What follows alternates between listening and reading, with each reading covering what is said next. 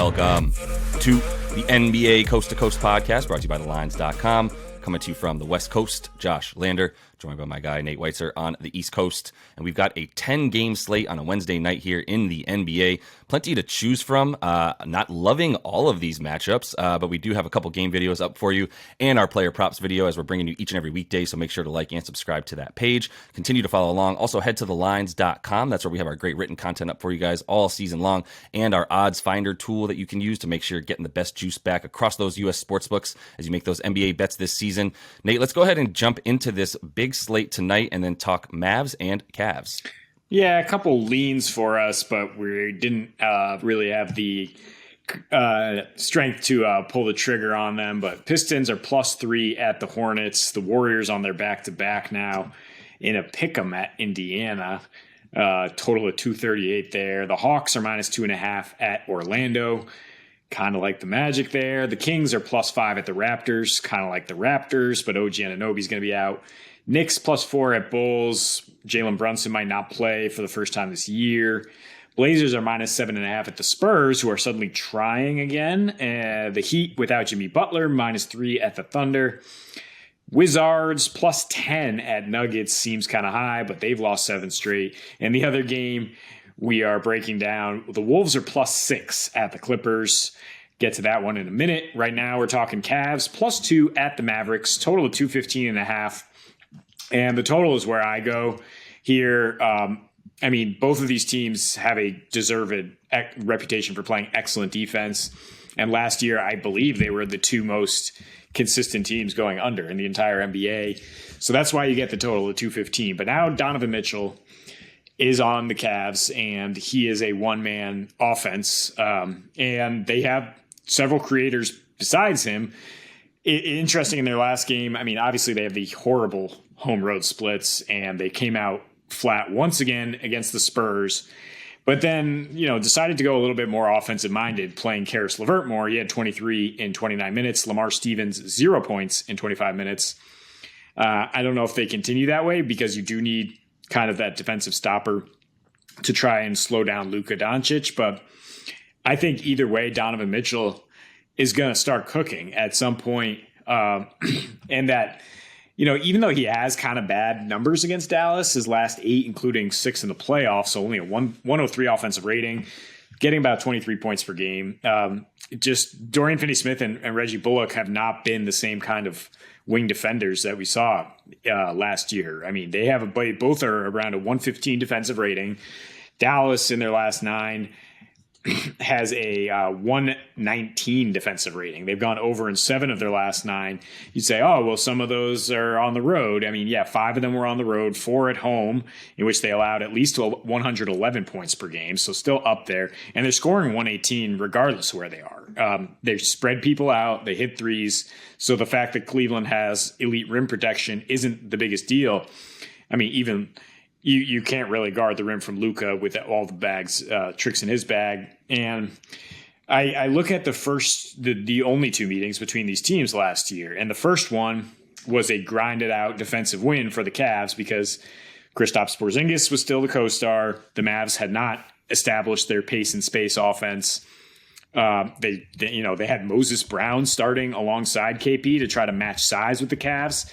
And we've seen the playbook from Jason Kidd all the way through the playoffs last year is like, okay, actually we're going to downsize. We're going to play Maxi Kleber, who's questionable tonight, but should be good.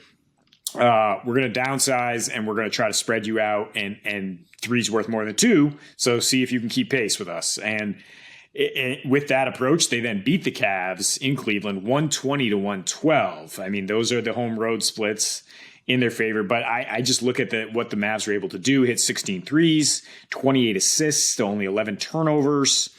I think they'll be able to do their part to score. And the Cavs are going to have some positive regression here. They were 5 for 27 from 3 against the Spurs. The Spurs are an awful defense, so lots of open shots there. And they're so bad on the road right now. Lost 4 in a row with just a putrid offensive rating that, there has to be a concerted effort to try to get on track one way or the other. I expect Mitchell to lead that charge, and I expect them to at least score 108 or higher. And then, we get to that 215 total pretty easily.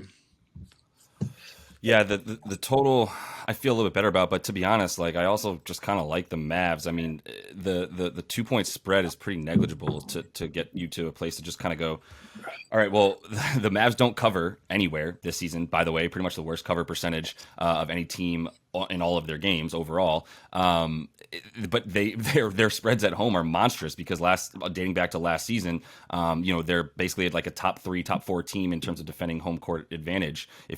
Which it seems to be a lot more this year than in the past. Like there actually is a home court advantage this season as opposed to when we were coming back from COVID and people probably still weren't in the stands, etc. But regardless, the home court advantage that the Mavs have doesn't translate to covering; it just translates to winning. Right? They're 11-4 this season at home versus 5-9 on the road. They're not covering. Like I said, they're 4-9-2 against the spread at home, despite being 11-4 overall, because those spreads are just really high. So I don't need to worry about all that stuff. They're winning by an average of 7 points per game at home right now, regardless of favorite or not. So I just them being at -2 right now is good enough for me to feel good about them handling things. Their defense, while it hasn't been as good, you kind of pointed out smaller sample size, maybe the last like 3 or 4 games. Their defense has been a little bit worse at home than it has earlier in the season. But earlier in the season, all the way up to now, I mean, 45% opponent field goal percentage at home. That's good for top 5 in the NBA. Everywhere. 33% from 3 and 40 as opposed to giving up 51% field goal on the road, 41.5% from deep. So it's just a pretty big difference there. That's why I don't really trust the Cavs to come along tonight. Kind of to the point that you're making. The thing that they have going for them is size, but they're still not really scoring in the paint in a way that you worry about the fact that Dallas can't guard the paint really at all this season. Definitely missing some bigger guys down low, maybe even Kristaps, but it's not it right now for them with JaVale. So it's really a matter of, like you said, can they play that pace and space? And that's how I think they want to win. That's especially against the Cavs team that is the only team playing at as slow of a pace as them, basically, especially when the Mavs are at home. So they want to go fast. I think they know that the Cavs have that advantage if they slow things down. Luka is going to do Luka, to your point. I think the pace and space is more a matter of not necessarily like get the ball and go. It's a matter of, it is a matter of get the ball and go on makes and misses. But it's not a matter of just pull the first shot. It's a matter of find Luka in transition or Dinwiddie at this point, who's been playing really well in transition as well. Find them in transition, and then all other guys just go to the 3-point line and spread out. And that's the game. And if they have to run their half court offense, and that it's fine, but it's still space, right? And as much pace as Luka would like to play with, which I think will be ramped up a bit in this one. So for Dallas as well, in terms of how they're scoring, it doesn't really matter because Cleveland guards you everywhere, right? So it's just a matter of can you guard Luka, and the answer is really, really no, because they're not really looking to get too many easy layups outside of Luka getting into the lane and then doing what he does with his turnarounds and footwork, or trying to find somebody who's wide open if the defense comes to him. So their way that they score in the paint isn't like to get your wing athlete and have him just drive after he gets the ball in the wing and get to the rim. That's not how they're going to even try to do that with Mobley and Allen down there. It's really just going to be a matter of Luka doing his thing. I think Luka props are probably good. I think the Dallas team prop at 108.5, like I said, I like them at -2, so I do like them to get over that. And it's just a matter of if Cleveland's going to come along with how awful, like dead last in offensive rating over their last 4 on the road. Yeah, but I mean, you mentioned Dallas not being able to protect the paint, and I think that's a big problem in this matchup when you have Mitchell slashing. Mobley should get more involved off the wing, and Jared Allen actually had a 28 and 14 to help us get to that total the last time they faced in that 232 total it hit. Also, the Cavs' awful 3-point defense lately. I mean, they're 7th worst on the road and 7th worst in their last 3, even giving up 39%. Dallas also struggling to guard the 3-point line lately. So I think both teams have some weaknesses they can exploit. At some point, I feel like there has to be a regression to the mean with the Cavs' offense. Like, you can't just not show up at all on the road just because of the venue. And I think they started, if you look at momentum, just like how bad they were in the second quarter in particular against the Spurs, like letting that game slip away, but then finishing kind of furiously to only lose by 1. That, by the way, was only the second time they went over in their last 13 games. So That is why we're getting such value here. Just trying to, get ahead of it in terms of like, okay, they have too much talent in the backcourt to continue to struggle to score like 96 points per game or 96 points per 100 possession on the road.